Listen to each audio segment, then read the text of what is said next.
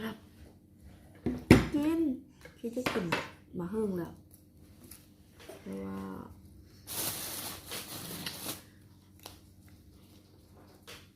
นี่เขาก็เอาเครื่องใส่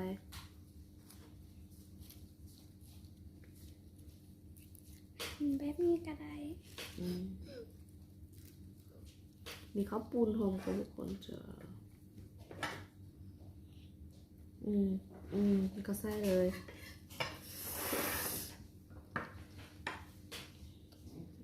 จิ้ม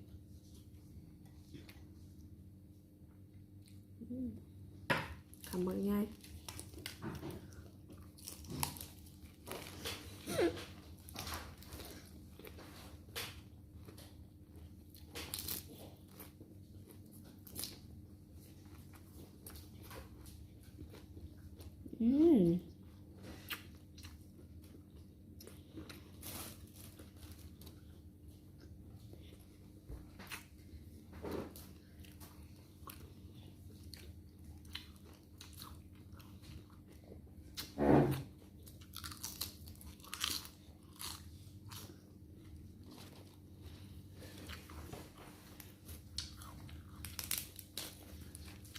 ทำเป็นช่องก็เริ่ม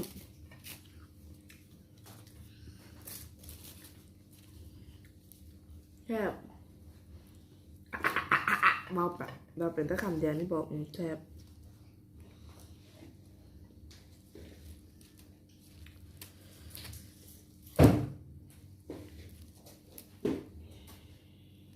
แซ่บดอ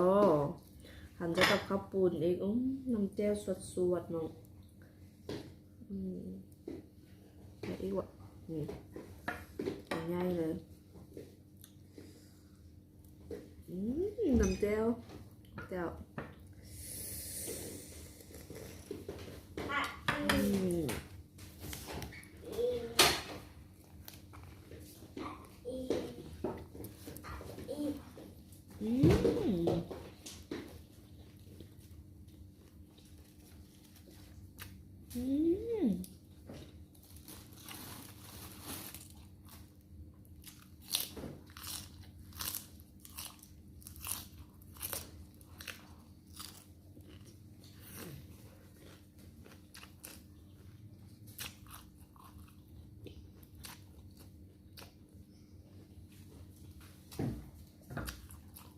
มากเลย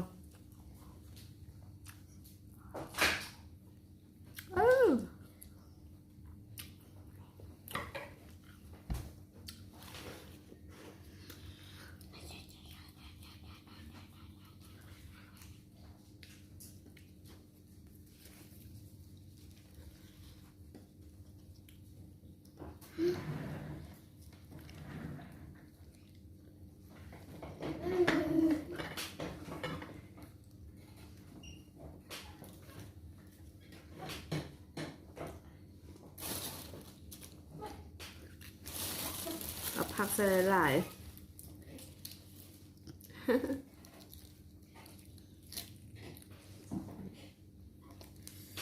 ปอด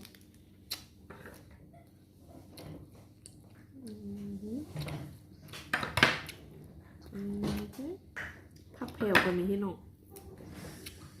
แผ่วก็ใส่ผักสลัดเมก็ใส่แล้วก็ต้นมักอย่างของนี้นะต้นสีแดงก็ใส่ปะกินก่อนนะ